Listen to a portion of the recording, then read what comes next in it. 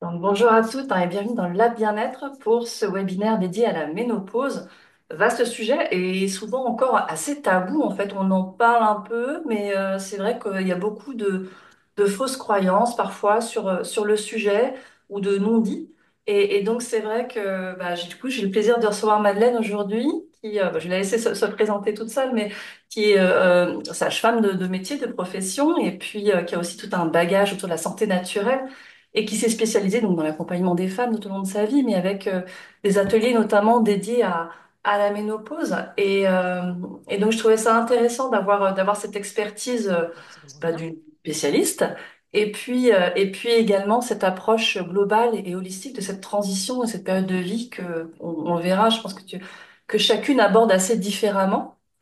Donc voilà, au niveau du procédé, donc, si vous avez des questions plus personnelles ou plus pratiques, vous n'hésitez pas à utiliser le chat parce que les micros vont être coupés, donc on ne vous entend pas forcément. Et puis de toute façon, on gardera un petit temps dédié pour répondre aux questions s'il y en a. Mais bon, je te laisse tout de suite la parole, Madeleine, si tu veux te présenter et puis nous parler rapidement de ce que tu vas nous partager aujourd'hui. Bon, merci à toutes de votre présence. Merci Carmen de ta confiance, de ta générosité aussi, parce que ce webinaire est gratuit et accessible à toutes. Donc c'est chouette parce que c'est vraiment la ménopause, un sujet qui intéresse toutes les femmes, qu'elles soient jeunes ou plus âgées, hein. Et moi, tu as tout dit, hein, je suis sage-femme depuis très très très longtemps. Maintenant, je suis à la retraite. J'ai travaillé en salle de naissance, j'ai travaillé en libéral et je me suis formée tout le long de ma vie professionnelle, ce qui m'a permis d'avoir une certaine expérience avec les femmes, évidemment, et puis, comme tu le disais, de façon holistique. Voilà. Donc, quand j'ai arrêté le cabinet, j'avais pas envie d'arrêter complètement mon accompagnement des femmes et c'est plutôt vers la ménopause, l'accompagnement des femmes pour comprendre, pour accompagner cette ménopause voilà, à laquelle je me consacre maintenant. Voilà, donc si vous le voulez bien, je vous invite à commencer ce petit temps, cette heure qu'on va commencer ensemble, en faisant une toute petite méditation. Donc je vous invite à fermer les yeux, à poser les deux pieds à plat, par terre, les jambes décroisées, les mains posées sur les genoux.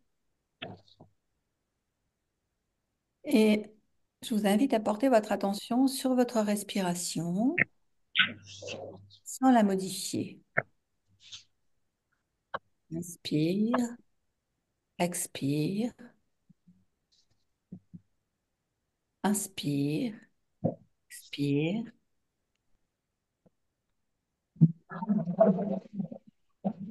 Observez votre respiration.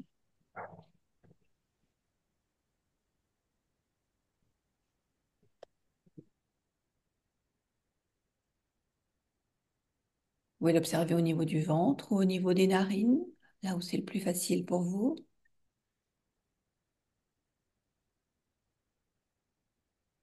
Et sentez ce qui se passe, sans jugement. Juste là, avec vous-même.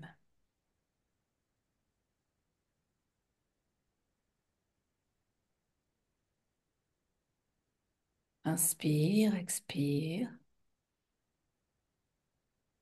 Puis je vous invite à poser une intention pour cette séance, une intention pour vous. Prenez ce temps, là, cette heure pour vous. Et prenez le temps de poser votre intention et de la prononcer 3 fois.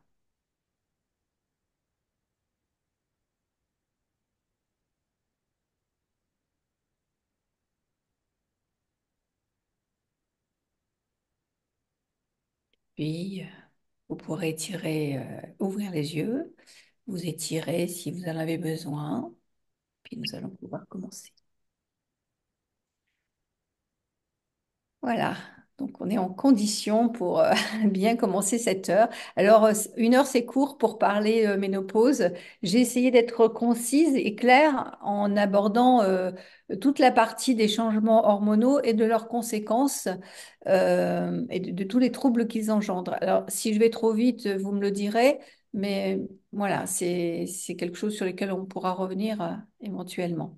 Je, je l'aborde comme ça parce que je pense que sincèrement, si on comprend les mécanismes hormonaux, on peut mieux vivre ces moments ou mieux agir en tout cas pour améliorer ces moments de la ménopause ou préménopause. Donc la ménopause, c'est vraiment un moment crucial et merveilleux parce que c'est le moment de remettre notre vie à plat, de faire le point et de reprendre le pouvoir sur notre santé. C'est voilà. Puis c'est un moment de notre vie aussi où peut-être les enfants sont partis ou sont peut-être encore là si vous les avez eus un petit peu plus tard. Mais c'est un moment de notre vie où professionnellement, voilà, ça roule ou à la maison ça roule. Enfin voilà, c'est vraiment un moment charnière. Donc ensuite, en deuxième partie, nous verrons comment on peut agir. Alors pas sur tout, mais j'ai choisi euh, quelques petites quelques manifestations, en fait, celles qui sont le plus ressenties pour aborder ça. Qu'est-ce qu'on peut faire? Et puis, bien évidemment, je vous rappelle aussi que ces manifestations qui peuvent être très intenses, très désagréables, très difficiles, ou qui peuvent ne pas l'être d'ailleurs, mais en tout cas, elles sont transitoires, elles ne sont pas définitives. Voilà. Et puis, je terminerai par la prévention, le côté médical et l'auto-examen des seins. Voilà. Donc, après, comme vous l'a dit Carmen, on verra pour les questions à la fin. Voilà. Alors, qu'est-ce que c'est la ménopause? Notre vie est rythmée par nos cycles, hein, depuis notre puberté. Tu l'as, le ménopause? Non. Notre vie, voilà, et nos cycles qui sont plus ou moins longs, hein, en général, il est de 28 jours. Ça dépend par rapport aux femmes, hein. Chaque femme a un cycle différent et même pour une même femme, les cycles peuvent avoir des durées différentes. Donc, je précise ça parce que vraiment, il n'y a pas de comparaison à avoir. Chaque fois, c'est toujours différent. On est des êtres humains, donc les choses ne sont pas figées. Euh, alors, quelles sont ces hormones qui vont gérer nos cycles, qui gèrent nos cycles tout au long de notre vie? Bah, il y a, vous avez entendu parler de la progestérone et des œstrogènes qui sont fabriqués par les ovaires. En fait, les ovaires, donc qui fabriquent enfin, qui ont, où se passe l'ovulation, si vous voulez, tous les mois. Les ovaires sont sous influence de notre glande qui est l'hypophyse et qui sécrète deux hormones qui sont la FSH et la LH, qui sont des hormones qui sont rétroactives, qui font une rétroaction avec les hormones progestérone et œstrogène. C'est-à-dire que j'espère que si ce n'est pas clair pour vous, vous me le dites, hein. Vous avez les ovaires, donc fabrication d'œstrogène, progestérone, qui provoque donc le cycle. On a une période du cycle donc qui va faire que l'ovocyte va mûrir pour devenir un ovule. Il va y avoir l'ovulation et ensuite dégénérescence de cet ovule qui n'a pas été fécondé et puis les règles, hein. Tout ça, c'est géré. Donc, on a progestérone, œstrogène. Et au-dessus, on a l'hypophyse qui a deux hormones, la LH et la FSH. Elles, ce sont des hormones qui gèrent. Et c'est quand à un certain, les oestrogènes et les progestérones sont à un certain niveau dans le sang que la FSH et la LH vont être là pour déclencher l'ovulation. Donc vraiment ça, c'est vraiment ensemble que ça marche. Et puis, par-dessus, il faut vraiment imaginer par trois étages, enfin, trois étages. Bon, les ovaires sont dans notre ventre, hein, et puis l'hypophyse est au niveau de la tête, et puis au-dessus, on a l'hypothalamus, qui est le grand chef, c'est celui qui gère tout, hein. Et il gère tout ce système hormonal et surtout, il régule la faim, il régule la soif, l'humeur, la vigilance, la chaleur, la sexualité, enfin, oui, la chaleur. Et il est sensible et il réagit à tout ce qui se passe à l'extérieur et à l'intérieur. Et c'est pour ça que c'est complexe. C'est pas qu'une histoire à l'intérieur d'hormones, mais c'est vraiment notre corps, nos hormones sont en relation aussi avec le monde extérieur. L'hypothalamus, si par exemple il y a enfin, un événement, une émotion très forte qui va pendant notre vie hors ménopause, en fait, il peut y avoir un arrêt des règles, hein, tout simplement parce que c'est un événement extérieur qui va arriver. Donc, au moment de la ménopause, il n'y a pas que ce qui se passe à l'intérieur, il y a aussi tous les événements extérieurs, hein, qui peuvent jouer. Voilà. Donc, c'est vraiment important de comprendre ça. Le système est très bien rodé, mais il peut être vite perturbé. Si on prend l'image d'un mobile, on peut avoir, voilà, s'il y a une hormone qui est plus importante que l'autre, enfin, tout va se détraquer. Donc, euh, c'est très bien rodé, mais c'est aussi très fragile. Et c'est au moment de la préménopause, voilà, à partir de 40 ans, bah, les choses qui étaient très bien rodées, si on est en bonne santé, hein, avant, commencent un petit peu à se détériorer, entre guillemets, hein. En tout cas, c'est moins agréable et il y a des conséquences, des troubles qui peuvent en découler. Alors, qu'est-ce qui se passe à 40, 45, 50 ans? Il y a la ménopause, il n'y a pas un âge, enfin, en général, on reviendra dessus, c'est à 51 ans, hein, à peu près dans nos pays, hein. Mais les prémices de la ménopause, qu'on appelle la préménopause, peuvent arriver à partir de 40 ans, 42 ans, 41 ans. Pour certaines femmes, ça sera 45 ans. C'est vraiment différent pour chaque femme. Et ce qui est intéressant de voir par rapport aux troubles qu'il peut y avoir et que je vais vous énumérer, mais attention, ne prenez pas peur, on n'a pas tout. C'est- on n'a pas tous ces troubles, hein. C'est que quelquefois, moi, ce que j'ai constaté, c'est que, par exemple, les douleurs articulaires, en fait, font partie des troubles de la ménopause. Et souvent, les femmes ne le savent pas. Ou des problèmes de l'humeur, par exemple, hein, de pseudo-dépression. Et c'est très important et rassurant, à mon avis, de savoir que c'est la ménopause ou la préménopause et que, voilà, et que c'est pas quelque chose de plus grave, enfin, de savoir d'où ça vient. Alors, en fait, qu'est-ce qui se passe à la ménopause? D'abord, je reviens sur mes petits ovaires, hein. Dans les ovaires, on a donc ces follicules, est-ce qui vont devenir ovules pour l'ovulation et éventuellement ensuite être fécondés. Enfin, c'est pour ça qu'a priori, on a ces cycles, hein. C'est pour la fécondation et puis la natalité, entre guillemets. Ou sans guillemets, et le stock de follicules, en fait, présent dans les ovaires, va diminuer, va diminuer jusqu'à la ménopause. Ce stock de follicules, d'ovocytes, pardon, hein, les ovocytes qu'on a dans nos ovaires sont présents dès notre vie intra-utérine. Quand on était dans le ventre de notre maman, on avait un stock d'ovocytes qui, il y avait, je crois que c'est des millions, mais autour de 6 millions d'ovocytes. Et puis, petit à petit, en fait, ce stock diminue jusqu'à arriver à 300 000, 400 000 au moment de la puberté et il va continuer à diminuer pendant toute notre vie génésique. Voilà. Jusqu'à être très, très, très, très bas au moment de la ménopause. Voilà. Il n'y a pas un peu préménopause, ménopause. Donc, vraiment, cette ménopause, c'est donc un phénomène qui est physiologique, c'est un processus physiologique progressif. Et si on peut avoir des habitudes d'hygiène de vie alimentaire bonnes tout le long de notre vie, bah, ça va engendrer une ménopause qui va être différente et en fonction de l'hygiène de vie qu'on aura eue. Et c'est aussi pour ça que dans certains pays, la ménopause n'est pas vécue comme nous dans nos pays. Alors nous, la vieillesse n'est pas du tout valorisée, hein, mais dans certains pays, c'est quand même la sagesse, la vieillesse, donc la ménopause va pas être non plus vécue différemment. Ou par exemple au Japon, les femmes n'ont pas de bouffée de chaleur, elles n'ont pas les troubles qu'on a chez nous. Voilà.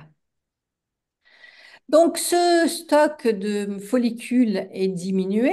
il y a moins de follicules qui arrivent à maturation pour devenir des ovocytes et éventuellement euh, être fécondés. Donc la première conséquence de cette diminution, c'est c'est la diminution du taux de progestérone dans le sang. Voilà. Et donc s'il y a une diminution du taux de progestérone dans le sang, il y a en fait en contrepartie, on n'a pas plus d'œstrogène, mais on a la même quantité d'œstrogène, mais comme il y a moins de progestérone, en fait, il y a un déséquilibre là. Et rappelez-vous de ce que je vous ai dit par rapport au mobile.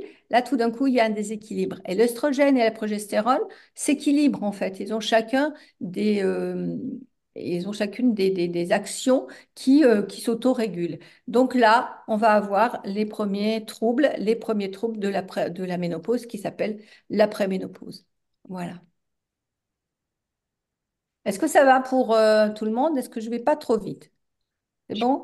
Ça va, j'en ai super bien expliqué comme commentaire. Donc, Bon. comme je disais, c'est que s'il y a des choses sur lesquelles vous voulez réinsister, n'hésitez pas à passer par le chat et puis je transmets le message à Madeleine, hein.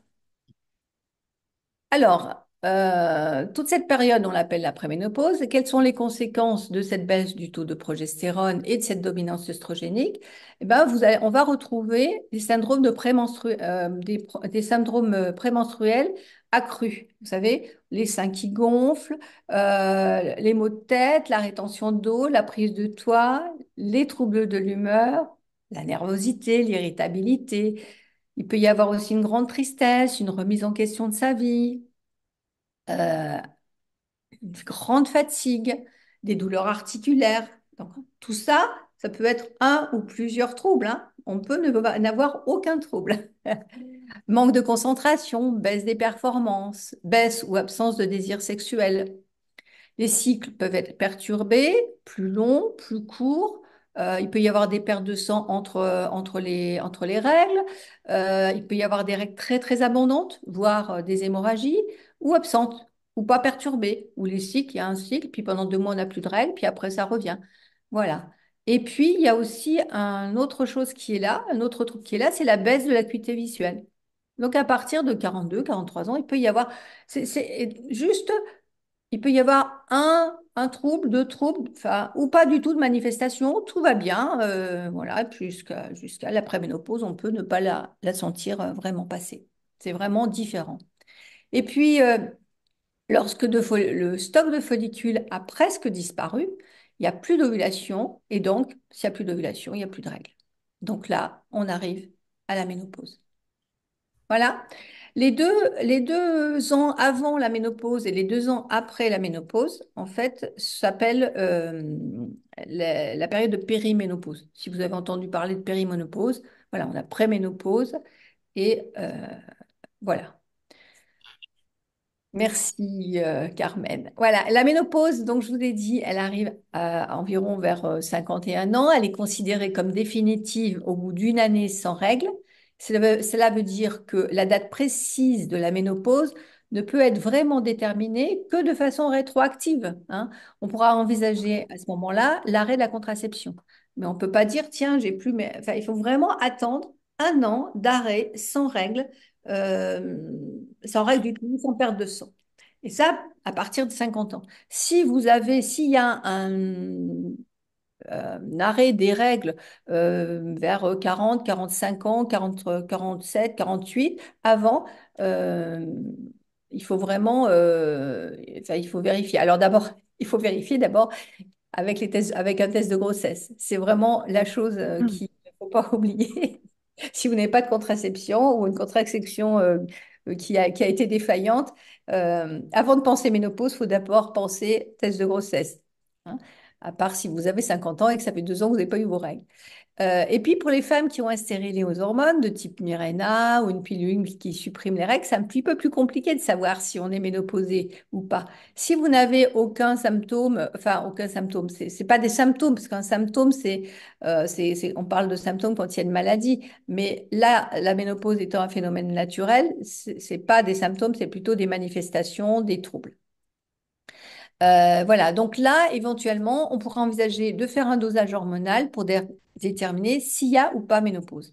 Mais attention, si vous faites seulement un dosage, c'est-à-dire une prise de sang, en fait, ça suffit pas parce que la prise de sang va vous donner l'état hormonal à un instant T.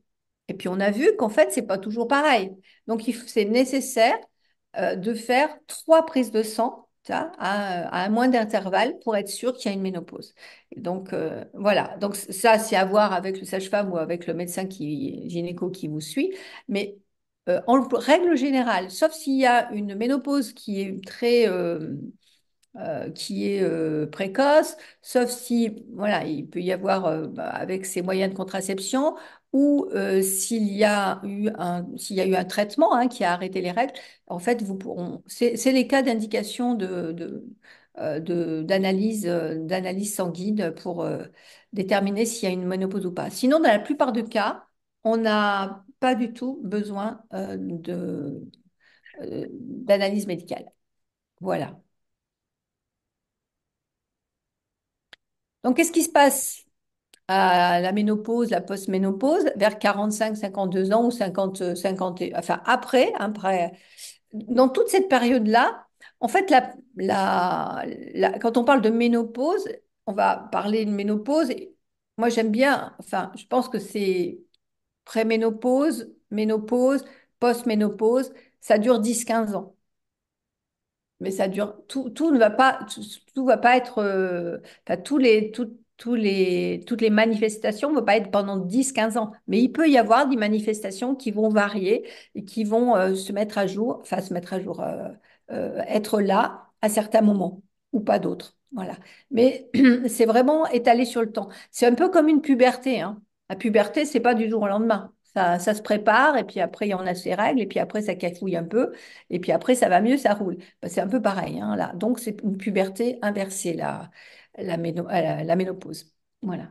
Donc, la sécrétion d'œstrogène va chuter aussi, hein, puisqu'il n'y aura plus d'oocytes qui vont arriver à...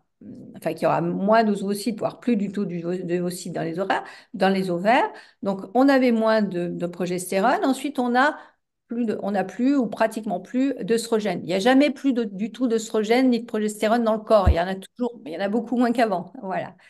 Et donc, en conséquence, il va y avoir un emballement de la sécrétion de la FSH et LH qui ne comprennent pas ce qui se passe et continuent leur boulot en voulant déclencher une ovulation qui va être impossible. Vous vous rappelez tout à l'heure, je vous ai dit, donc il y a l'hypothalamus, il y a l'hypophyse avec LH, FSH, qui vont faire en sorte que le taux d'œstrogène et de progestérone, il va y avoir l'ovulation. S'il n'y a plus d'œstrogène, s'il n'y a plus de progestérone, là-haut, ça ne comprend pas trop ce qui se passe, hein. L'hypophyse ne comprend pas trop. Donc, qu'est-ce qu'elle va faire? Elle va envoyer de la FSH et de la LH, et de la LH, mais surtout de la FSH, pour pouvoir qu'il y ait une ovulation et ça ne marche pas. Donc là, il y a un emballement. Et d'ailleurs, c'est le taux de FSH qu'on contrôle pour savoir s'il y a si on est ménopausé ou pas, hein. Quand le taux de FSH est vraiment très fort, c'est qu'on n'est pas encore tout à fait ménopausé. C'est qu'il y a encore cette hypophyse qui se dit, mais non, mais c'est pas possible, il faut que ça marche, hein. Voilà, il faut qu'il y ait cette ovulation, il faut que tous les cycles reprennent. Malheureusement, ils peuvent plus reprendre. Enfin, malheureusement ou heureusement, hein, c'est aussi une libération, ils peuvent plus reprendre. Voilà. Donc, qu'est-ce qui se passe? Bah, comme on a ce déséquilibre hormonal, ça va entraîner des bouffées de chaleur. Alors, en général, quand on parle ménopause, on entend beaucoup bouffées de chaleur, transpiration excessive. Qu'est-ce que c'est la bouffée de chaleur? Donc là, vous avez le schéma avec des petites flèches. C'est pas très, très lisible, mais voilà, de toute façon, je vais vous les énumérer. Euh, voilà, la bouffée de chaleur, c'est vraiment, vous avez un coup de chaud tout d'un coup, alors que la température, il n'y a rien qui a changé, mais il y a un coup de chaud, ça peut monter au niveau du visage, le visage rouge, autour du décolleté, ou pas, hein, ça peut être juste une sensation de chaleur ou une sensation de chaleur très, très intense, avec une fatigue extrême, avec des sueurs ou pas de sueur. Enfin, c'est vraiment, toutes les bouffées de chaleur, enfin, toutes les femmes n'ont pas des bouffées de chaleur qui sont identiques. Il y en a qui sont plutôt gérable. Et puis, il y en a d'autres, c'est beaucoup plus difficile. Et c'est vrai que quand vous êtes en train de travailler et que ou dans une réunion, par exemple, et que vous avez une bouffée de chaleur qui fait que tout d'un coup, vous êtes mouillé partout, c'est plus embêtant. Et c'est pour ça qu'il faut être vraiment, enfin, ne pas se comparer, hein. C'est vraiment important de pouvoir se dire, bah oui, c'est une bouffée de chaleur, c'est insupportable pour moi, mais ça l'est peut-être pas forcément pour les autres. Et si c'est pas insupportable pour moi, peut-être ça peut être insupportable pour les autres, mais pas se comparer. Je vous dis ça parce que en fait, moi, j'ai commencé à m'occuper de la ménopause, enfin, parce que j'entendais dans les repas les dames qui se comparent, qui disent, tu vas voir, tu vas voir ça, ça, ça et ça. Eh ben non, on est chacune différente, hein. Voilà. Donc, il peut y avoir aussi des troubles du sommeil qui sont plus ou moins aggravés par ces bouffées de chaleur. La peau, hein, il y a une sécheresse de la peau, des muqueuses, muqueuses buccales, oculaires, nasales, vaginales. Tout ça, bah oui, il n'y a plus d'œstrogène, plus de progestérone, très peu. Donc, voilà, il faut que ça va se rééquilibrer, mais il faut un petit peu de temps. Les douleurs articulaires sont toujours là ou pas, mais en tout cas, elles peuvent être là ou si elles n'étaient pas là, elles peuvent arriver. Donc, voilà, il peut y avoir des palpitations, tachycardie, un manque de concentration aussi. On peut se demander pourquoi, qu'est-ce qui se passe. Je peux plus me concentrer, je suis dans un brouillard, c'est vraiment très désagréable. Et souvent, on ne pense pas que, en fait, c'est une des manifestations de la ménopause. Manque de mémoire, une baisse des performances et d'épuisement. Voilà. Il peut y avoir aussi de l'anxiété, une humeur dépressive. Ça, c'est souvent décrit, hein, et souvent on n'y pense pas que ça peut être, que c'est la ménopause. Qu'est-ce qu'on a aussi? Ben, on peut avoir des fuites urinaires, d'incontinence, soit incontinence d'effort, soit incontinence avec urgenturie, c'est-à-dire on arrive, on a très envie de faire pipi, tout va bien, et puis on arrive, on met la clé dans la porte, et là, hop, il y a une petite goutte dans le slip. Fait que, voilà, on verra ce que, évidemment, là, on verra, mais il faut consulter, puis entretenir son périnée. Il peut y avoir une sensibilité particulière aux infections urinaires. Il y a des femmes qui ont des infections urinaires à répétition au moment de la ménopause. Après, ça va se calmer, mais voilà. Il y a aussi le métabolisme du glucose et de l'insuline qui est affecté. Donc, attention, voilà, au sucre, à l'alimentation. Ça, on y reviendra. Et il y a, ou il peut y avoir une prise de poids. En général, il y a, mais il peut y avoir aussi une perte de poids. Une prise de poids avec une redistribution des graisses, avec une accumulation des graisses au niveau du ventre. Et là, on ne reconnaît plus son corps. Cette période-là, c'est un peu comme la puberté. On se regarde dans le miroir et on dit, mais mince, c'est plus moi ça, hein, voilà.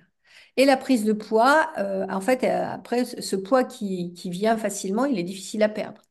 Autant avant 40 ans, on pouvait aller faire un week-end de bringue et puis boire un peu, manger et puis perdre ses kilos pendant la semaine ou même très vite, alors que là, ça pardonne pas. Et c'est important voilà, de pas laisser le poids s'installer. Et puis, il peut y avoir aussi une baisse du désir sexuel avec, et puis des douleurs de type dyspareunie, hein, donc qui peuvent être dues à la sécheresse vaginale. Mais si, comme la peau, en fait, elle devient plus fine, bah, c'est pareil pour les muqueuses. Voilà. Mais ça, c'est transitoire aussi, hein. C'est pas... Et au niveau des os, il peut y avoir aussi l'ostéoporose, hein, des os qui sont plus cassants. Et surtout, attention s'il y a des antécédents familiaux. Et là aussi, on peut faire quelque chose pour prévenir l'ostéoporose. S'il y a des antécédents familiaux, il faut voir avec le médecin. Alors là, c'est le médecin, c'est pas la sage-femme, mais qui peut prescrire une ostéodensitométrie euh, qui n'est pas remboursée par la sécurité sociale. Mais s'il y a des antécédents, si votre maman ou votre soeur, votre tante avait de l'ostéoporose, ça peut être intéressant de faire un dosage. Toutes les femmes ne présentent pas tous ces troubles. Je vous rassure. Un tiers des femmes ont des troubles, pas de troubles ou des troubles légers. Un tiers ont des troubles légers à un peu plus importants et un tiers des troubles sévères à très sévères. Voilà. Chacune est unique, chacune a son rythme biologique. La ménopause, elle est vécue différemment pour chaque femme. C'est différent et même pour une même femme, ça peut être différent d'année en année, hein. On peut avoir à un moment donné beaucoup de bouffées de chaleur, puis après plus du tout, puis elles peuvent revenir. Pareil pour le sommeil. C'est vraiment différent, différent. Et donc, je vous redis, donc la durée moyenne de la ménopause s'étend sur 10 à 15 ans. Il peut y avoir des ménopauses précoces, certaines dues à des traitements. Et puis, le tabac peut faire avancer l'âge de la ménopause aussi de 2 ans. Ensuite, c'est en fonction aussi peut-être de l'hérédité. Mais c'est pas du tout. Vous pouvez demander à votre maman à quel âge elle a été ménopausée, mais voilà, c'est pas systématique. Ensuite, il y a un retour à la normale à partir de 65 ans. En général, il y a un retour doucement à la normale.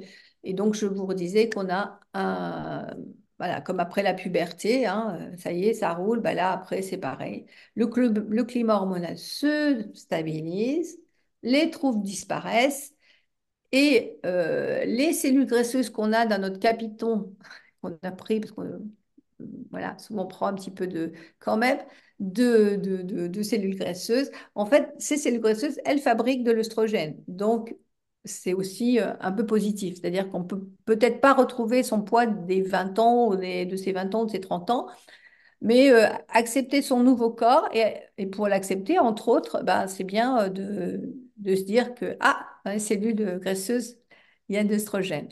Voilà. Donc, une nouvelle vie va s'installer après. On a quelques petits commentaires dans le chat, si tu veux que je te les partage, Madeleine, peut-être. Alors, Oui. comme disais, il y a beaucoup de symptômes différents. Donc, euh, ouais, voilà. Donc, là, Sylvie qui nous parle, ça fait 3 mois que ça a été confirmé pour sa ménopause, 53 ans, toujours des symptômes. Donc, ce que tu nous disais, faut pas s'inquiéter, ça va finir par passer. Ça peut Ah être oui, oui. agréable au Ah, niveau oui, oui. des dieux. Ah, mm. Oui, c'est pas parce qu'on a diagnostiqué la ménopause ou qu'il n'y a plus de règles du tout qu'en fait ça va s'arrêter. Non, non, ça continue. Ça continue peut-être pendant 3 ans, 4 ans, 5 ans, ou peut-être un an. On ne peut pas savoir, hein. C'est vraiment après. Ouais.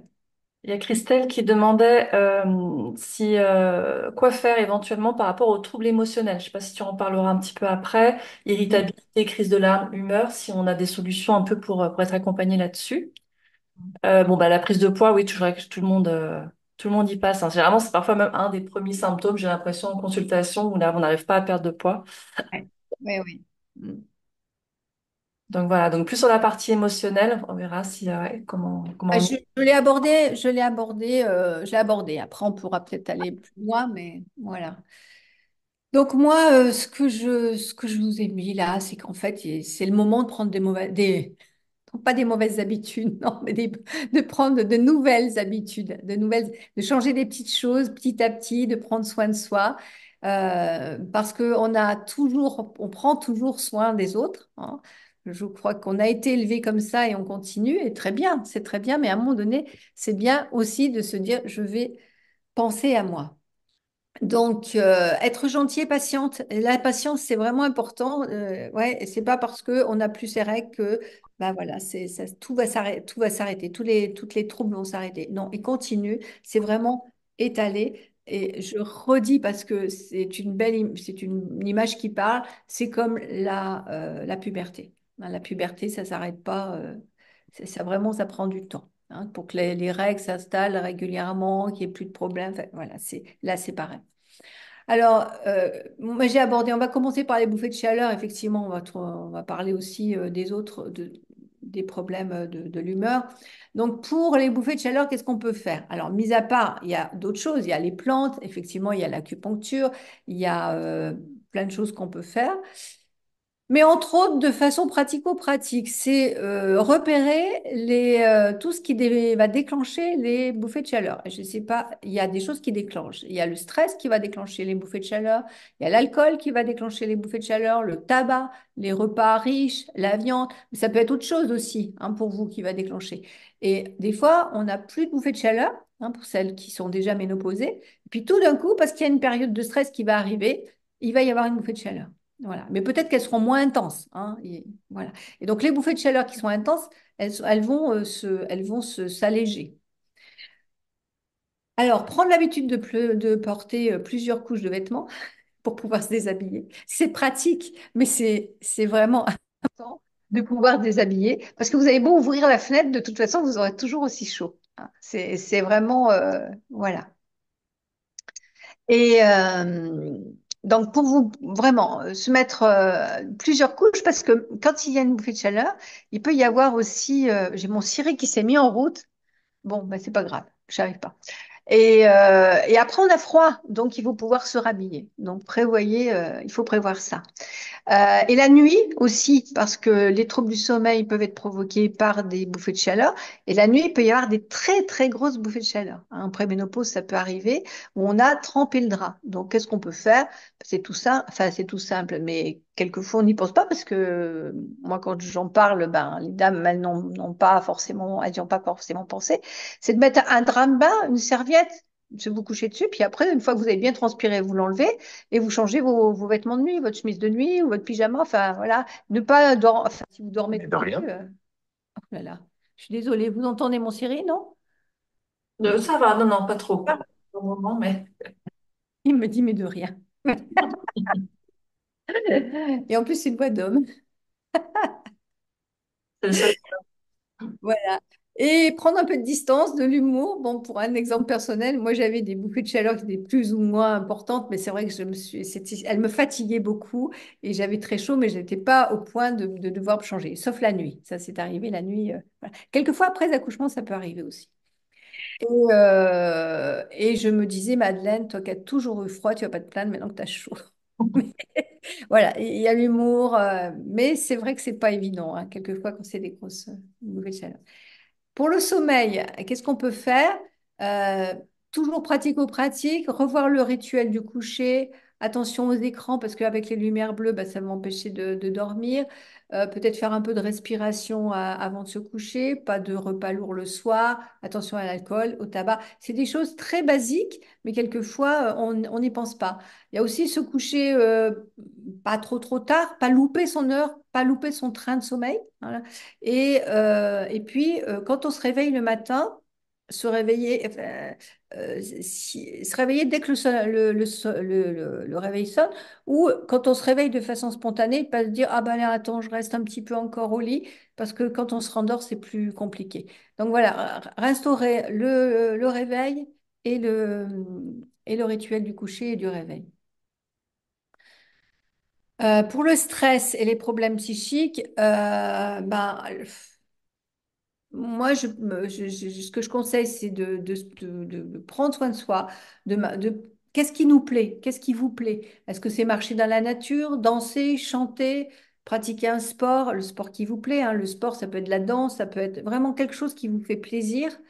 Euh, Respirer, hein, la respiration à 4 temps. Mince, je me souviens plus, j'ai un trou, Carmen. Oui, la respiration carrée ou cohérence cardiaque, peut-être. Voilà, cohérence cardiaque, ça c'est important. S'inscrire dans un club de corps de relaxation, faire du yoga, la méditation si c'est quelque chose qui vous parle aussi. Se faire accompagner par une psychologue, ça peut être important aussi, eh bien, ou un autre thérapeute, hein. Il y a des thérapeutes qui aller voir l'ostéopathe aussi, ça dépend. C'est pas que pour les articulations, quelquefois ça peut être aussi enfin, tout ce qui est holistique. Et en acupuncture aussi, on peut faire des choses. Surtout qu'en acu, on peut aussi faire une relaxation pendant la séance, hein. Voilà. Et s'accorder du temps, se faire plaisir. Puis si c'est trop intense, c'est vrai, se faire aider, c'est important quand même. Voilà. Je ne sais pas si ça répond à la question de la personne qui avait posé cette question. Non? Oui, Peut-être, non. je sais pas, j'ai pas de retour. Oh bon, on va Comme attendre. je disais, Voilà. il y a un bouleversement du métabolisme et notamment au niveau des glucides. Donc, c'est vrai que peut-être que les neurotransmetteurs au niveau de la sérotonine, la dopamine changent aussi. Donc, ça oblige souvent d'autant plus à retravailler un peu bah, son alimentation, voir si on a bien les vitamines, les minéraux nécessaires aussi pour équilibrer tout ça. Donc, c'est vrai que là, ça demande quasiment à faire du cas par cas. C'est pas facile de répondre en une heure comme ça.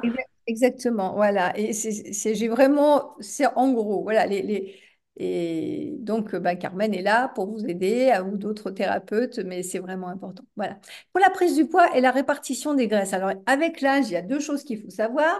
C'est que déjà, à partir de 25 ans, la masse musculaire va diminuer, hein.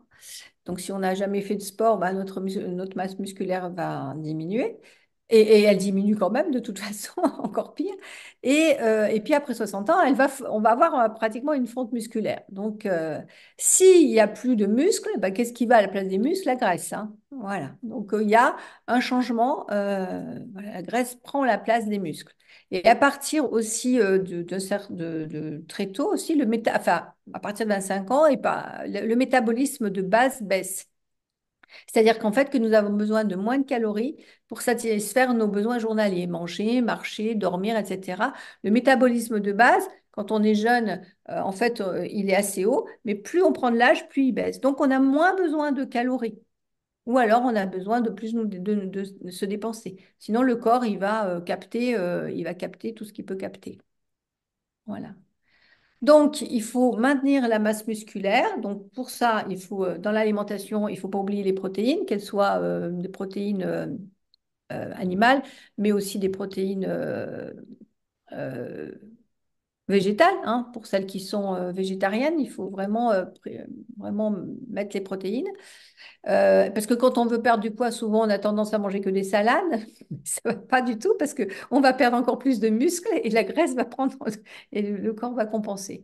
Voilà. Et puis faire du renforcement musculaire. Et ça, c'est très, très, très important. Mais même si on a fait du sport et si on fait du sport régulièrement, en fait, il va falloir adapter son activité physique ou le sport. Si on a toujours fait du sport, on a fait 1 heure de sport ou 3 heures de sport par semaine, mais il va falloir en faire un peu plus si on mange pas de la même façon. Voilà. Je ne dis pas qu'il faut faire un régime, mais comme nos besoins sont diminués, il faut vraiment voilà, être adapté en fonction du métabolisme.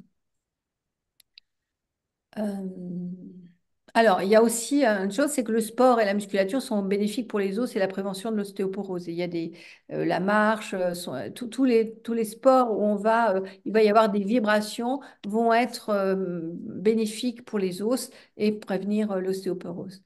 Et donc, en ce qui concerne l'alimentation, comme le métabolisme de base diminue, il faut diminuer les rations et ou augmenter les dépenses énergétiques en pratiquant du sport. Voilà, j'ai abordé les problèmes d'incontinence et de prolapsus, parce que, bon, de par mon métier, c'est un petit peu mon domaine. Donc, renforcer son périnée tout le long de sa vie, on l'a vu avec la rééducation périnéale après la naissance des enfants. Ben, il faut continuer tout le long de sa vie. Et puis, s'il y a des problèmes d'incontinence ou des problèmes de prolapsus, il faut reprendre contact avec une sage-femme ou une kiné qui est spécialiste pour faire de la rééducation périnéale. Mais là, c'est pareil. On peut avoir un prolapsus. Tout le monde a un prolapsus, hein.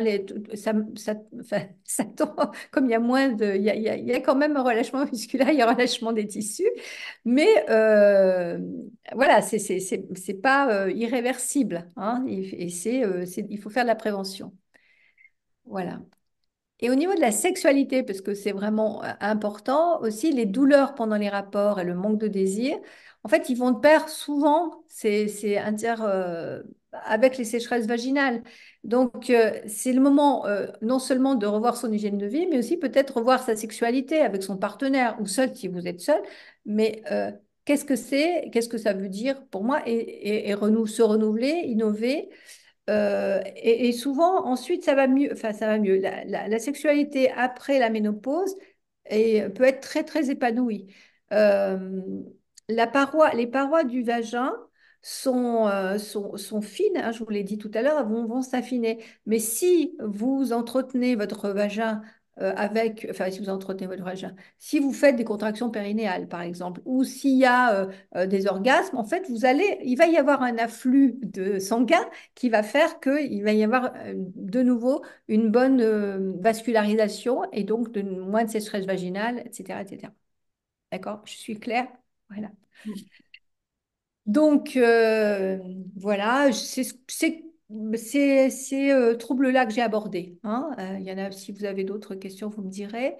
Et bien évidemment, au niveau santé, il est nécessaire de continuer à se faire suivre, hein, à consulter une sage-femme ou une gynécologue pendant et après la ménopause. Il y aura un examen clinique avec palpation des seins, prise de tension, un frottis jusqu'à 65-70 ans s'il n'y a pas d'antécédents tous les 3 ans. Et si les voilà, s'il n'y a pas d'antécédents et les examens étaient normaux. La mammographie, elle est à partir de 50 ans jusqu'à 74 ans tous les 2 ans, sauf avis contraire du médecin, hein. Et ensuite, il faut savoir aussi que dans 9 cas sur 10, si le cancer est diagnostiqué tôt, il guérit très bien, il est très bien, voilà, il est très bien traité. Et je vais arriver à l'auto-examen des seins, parce que je regarde un petit peu mon heure quand même, mais l'auto-examen des seins à faire à partir de 25 ans, une fois par mois, en dehors des règles, et pas juste, pas pendant les règles, pas juste avant, pas juste après. Mais il y a quand même un petit peu de temps, mais voilà.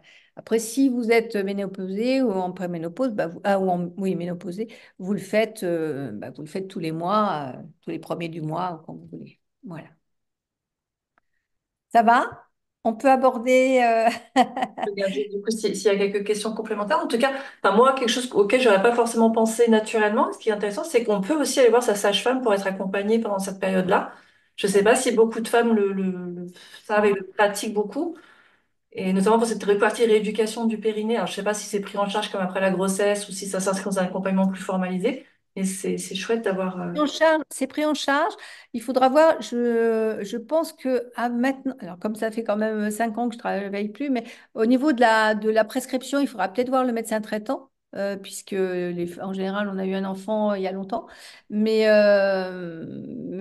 sinon, après, voilà, elles la font. Voilà, et puis, elles vont déterminer le nombre de séances qu'il faut faire. Et puis, il y a différentes techniques, hein, ouais. Mais pour le suivi gynéco, plutôt que se dire de ne pas en faire et puis de se dire, oh là là, mais moi, je ne trouve pas de gynéco, il y a les sages-femmes, elles sont formées, hein. Depuis 2009, elles sont formées à la gynéco, hein. Donc, voilà. Et là, une sage-femme, ça fait quand même 6 ans d'études maintenant. Donc, elles sont très, très... alors, elles sont très, très bien formées et en plus, elles prennent le temps. Vraiment. Après, il y a des médecins qui prennent le temps aussi, hein, mais...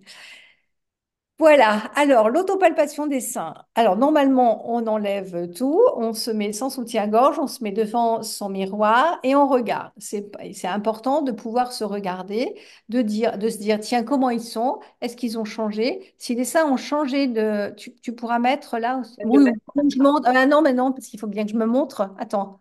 Comment on va faire? Je vais te grandir. Je sais pas si vous voyez suffisamment, Madeleine. Est-ce que je peux pas décaler ça? Ah, mais sinon, je le montre et puis on montrera, ou tu l'enverras. Ouais, Ouais, voilà. sinon je vous envoie peut-être après, on va le voir, hein, plutôt en direct avec toi. Hop. Voilà. Donc, en fait, se regarder dans un miroir, bien droite. Comment sont les seins? Première fois, ok, enfin, vous les connaissez un petit peu, vos seins, donc vous voyez comment ils sont.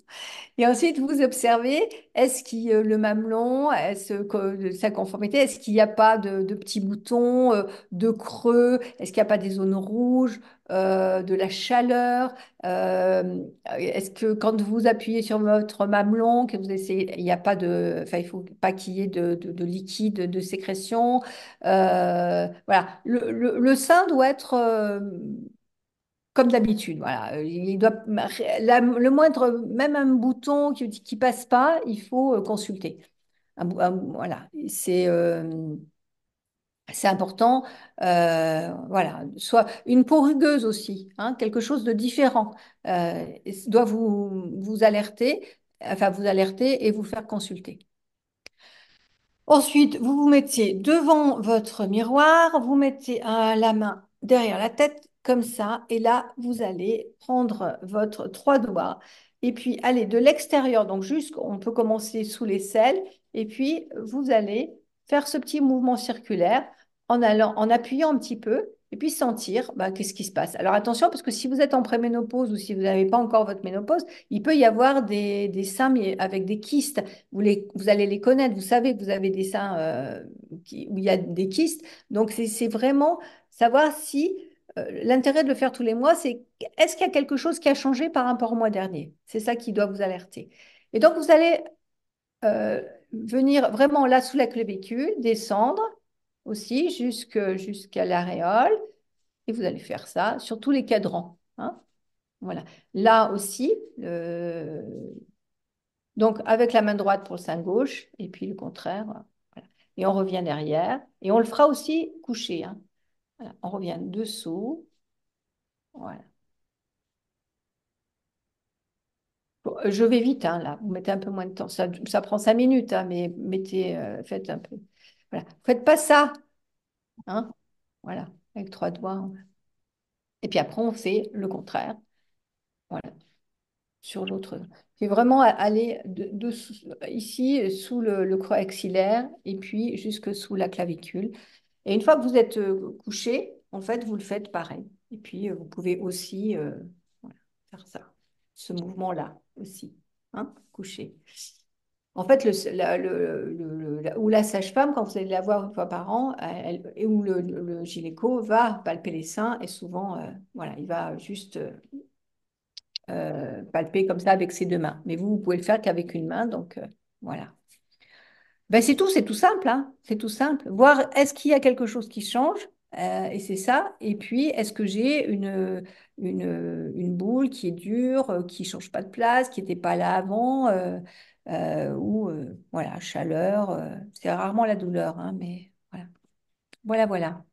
Ouais, mais du coup, le petit Voilà. sport que tu avais présenté. Ouais. Mm. Ah, c'est marrant, c'est pas le même que ce que je t'avais. Mais voilà, on voit bien là, hein, les seins qui sont pas. Où il y a un creux, là, au sud du milieu, il y a un creux. Voilà. Oui, les déformations, c'est vraiment les premiers symptômes. Oui, oui. Des formations où. Tiens, pas sur l'autre, en fait, il y avait peut-être pas. Est-ce que c'est pas celui que. Voilà. Ah, pourtant, quand j'avais cliqué sur ton lien, c'est Ah ouais, non, mais c'est parce que j'aurais dû le. Ouais, voilà. Mais c'est vraiment ouais, petit creux, quelque chose qui est en surplomb, un bouton, une peau fripée qui n'était pas fripée avant, un sein qui change de volume aussi, hein. Voilà. Changement de couleur, ouais, voilà.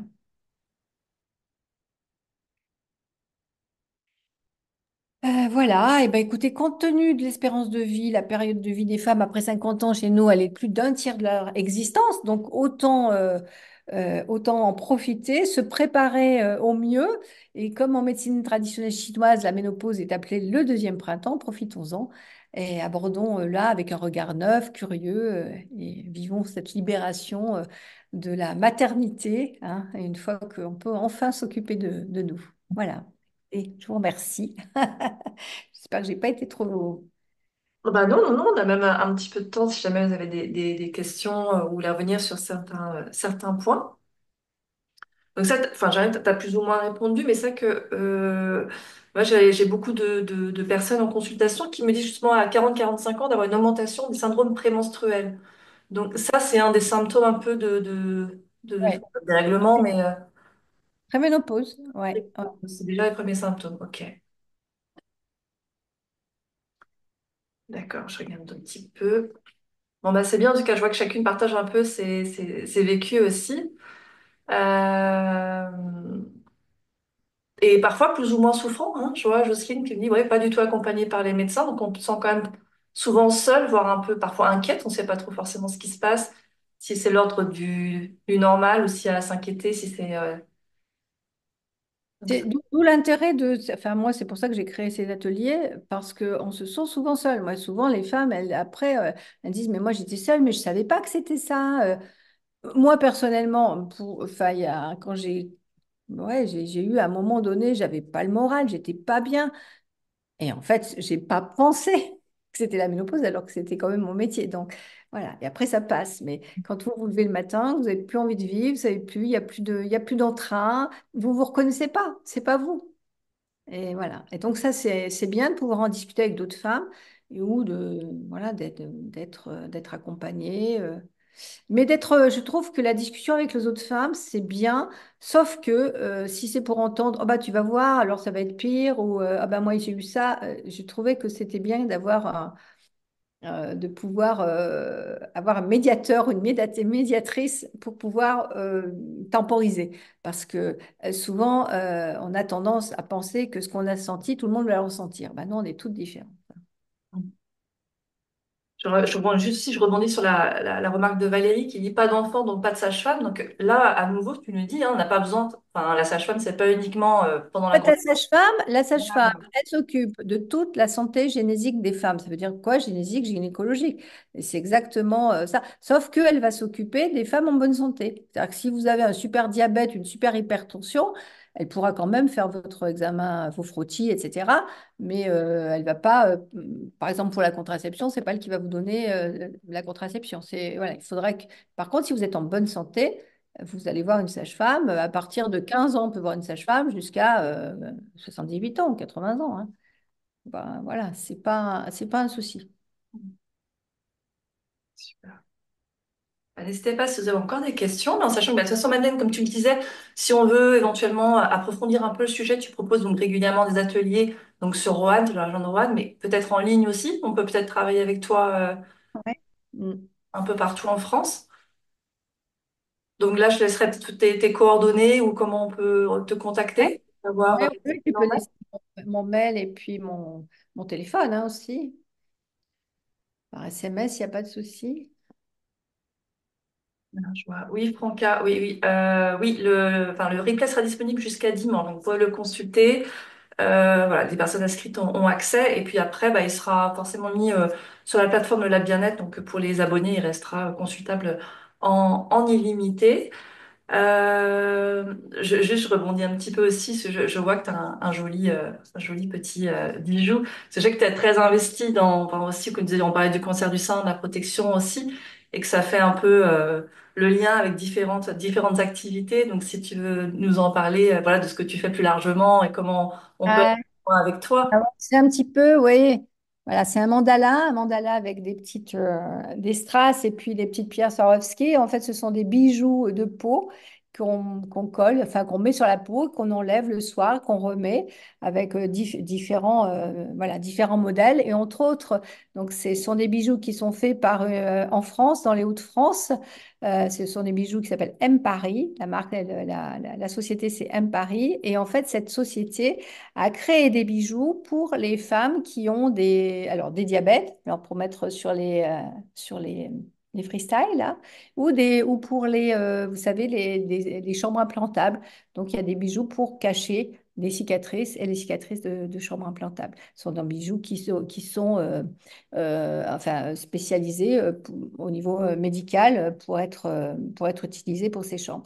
Donc, c'est quelque chose enfin, c'est une entreprise que je trouve euh, vraiment très engagée auprès des femmes, puisqu'elle permet, la vente directe. Donc, je me suis engagée dans cette entreprise en même temps que la ménopause, parce que c'est important de pouvoir embellir les femmes à tout âge de leur vie. Donc là, c'est pareil, si ça vous intéresse d'en savoir plus, bah, vous pouvez me contacter. Je serais ravie de vous en parler, de vous faire une petite présentation, même enfin, comme ça, en vidéo, puisque vous êtes toutes très loin. Et puis, donc, M Paris, là, pour Octobre Rose, avait fait, j'aurais dû les prévoir, mais des petits des bijoux ruban rose à un prix de 12 euros. Et donc, sur les 12 euros, il y a 5 euros qui revenaient à une association pour le cancer du sein. Et pareil pour la journée du droit des femmes, pour la journée pour de lutte contre les violences pour les femmes. Donc voilà, c'est du commercial, mais c'est du commercial très avancé pour les femmes. Voilà, très engagé. Et une belle entreprise. Et si vous avez aussi envie, bah, pourquoi pas, de diffuser ces bijoux, bah, c'est pareil. L'entreprise recrute et moi, je serais très heureuse de vous accompagner là, dans voilà, dans ce projet. Merci Carmen Je d'avoir t'en parlé. prie. De toute façon, voilà, je laisserai tes coordonnées éventuellement sur ton site, voilà, pour les personnes qui souhaitent reprendre contact avec toi, parce que je vois Jocelyne notamment qui demande si tu organises prochainement des ateliers ou en début d'année prochaine. Donc, je pense que voilà, il y a certaines qui voudront avoir un peu plus de précision. Franca qui demande le nom de l'entreprise. Alors, c'est M Paris, hein, comme la lettre, hein, je vais le noter, mais c'est Oui, grand thème. Attends, ah ben, c'est quand même quelque chose. Attends. version française, ouais. M Paris, d'accord. Mais le plus simple, c'est peut-être de t'envoyer un petit Ouais, message. pour avoir directement les infos si ça vous intéresse. Voilà, ce sera, voilà, vous irez voir directement. Bon, en tout cas, merci beaucoup, Madeleine, parce que c'est vrai que c'est un sujet bah, qui est pas si connu que ça. Enfin, même moi, j'ai appris plein de choses. Je sais pas pour vous, mais je trouve ça toujours intéressant de pouvoir en parler librement aussi, donc, comme tu disais, dans un contexte bienveillant, mais aussi informatif, parce qu'il y a beaucoup de, chacun, voilà, voilà, beaucoup de tabous et puis beaucoup Et ouais, il y a beaucoup de fausses tabous, oui. croyances ou de, ouais, c'est, donc c'était super intéressant. Si vous avez une dernière question, c'est le moment, parce qu'après je vais libérer Madeleine. Mais en tout cas, tu as beaucoup de merci. Voilà, merci Merci à pour vous, merci. Bon, les vraiment. explications et les informations. Eh ben, très bien. Bah, merci à vous, en tout cas, pour ce moment. Et puis, ben, on se retrouve très vite, bah, pour un nouveau webinaire. J'espère pouvoir partager d'autres informations sur la santé. Merci beaucoup, Carmen. Merci à vous toutes. À bientôt, belle journée à vous. Au revoir.